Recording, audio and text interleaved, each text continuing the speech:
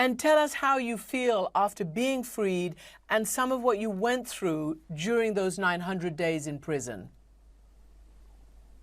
Thank you, Christian, for having me. I'm happy, I'm feeling free, and but I'm overwhelmed, and I think we'll need the time to comprehend 900 days of prosecution and incarceration.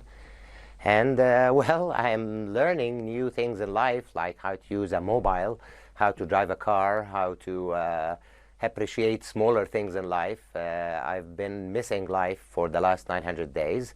But yeah, I am full of determination to continue. That's how I feel.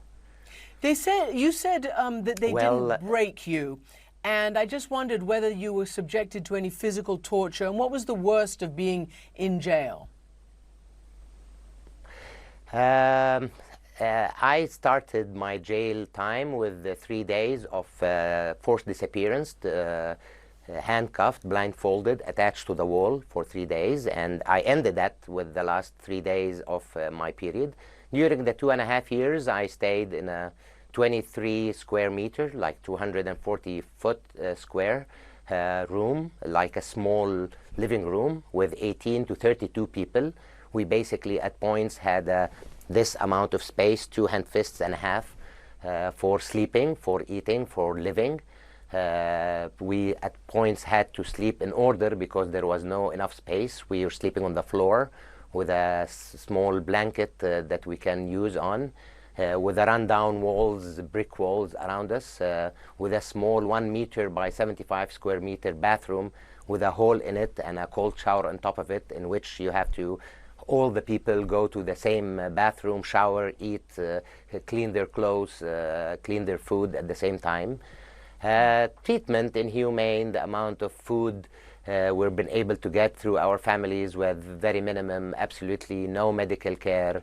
I could not even start with the atrocities I've seen people passing through. Mm-hmm. Yes, with my name and status, I've been subjected to much less than what people been subjected to, but what I had been through for 900 days was horrific. So you talk about your name and status, and we referred to your father, who's well known around the world, and you are an activist. And they said that you were, brought in on terrorism charges. Address that to us, and did they ever formally charge you with anything? I was never formally charged. I was accused of. And during 2.5 years of my arrest, my prison period, I was interrogated once through the state high security prosecutor office for 45 minutes. And supposedly I was detained for interrogation. My only interrogation was for 45 minutes, in which he mainly asked me about my opinions. He asked me, what do you think of the revolution on 2011? What do you think of what happened on 30th of June? Who did you vote for presidency? And I asked, how does that have to do with anything related to the case I'm facing? And then he said, okay, we're accusing you of being part of a terrorist organization. And I said, what's the name of that terrorist organization? He said, we cannot tell you. And then he asked me, he said, we're accusing you also for spreading false lies and rumors about the state using social media networks. Mm-hmm. And I said, I don't even have an account on social media networks. He said, well, that's what's written in front of me. And Rami, that was the only 45 minutes of my interrogation. Yeah, and I just want to lead on with that because, this government says that there are no political prisoners.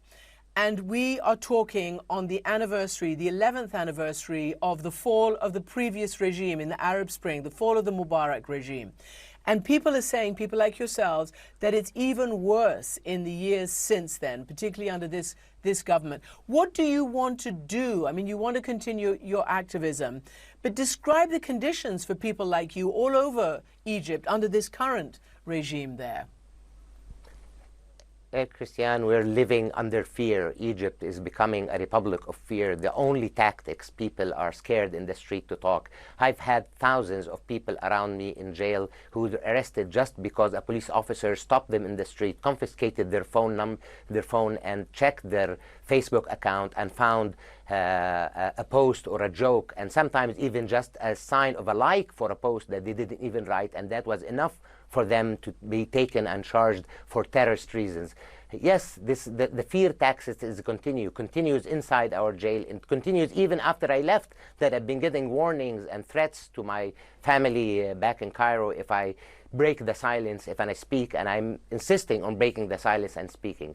Yes, the fear tactics should stop. The terrorizing of people and using terrorist accusations and arbitrary detentions and long periods of jail without a reason and false charges, this has to end, and the people have to end this. Yes, I'm planning to continue my activism. I cannot sleep today knowing that thousands of people that I saw and lived with who only been there for their opinion, none of them have committed one violent crime. All of them have been there for their opinions, regardless of their political alliances or differences. Some of them are lawyers, doctors, and activists, and politicians, and members of parties.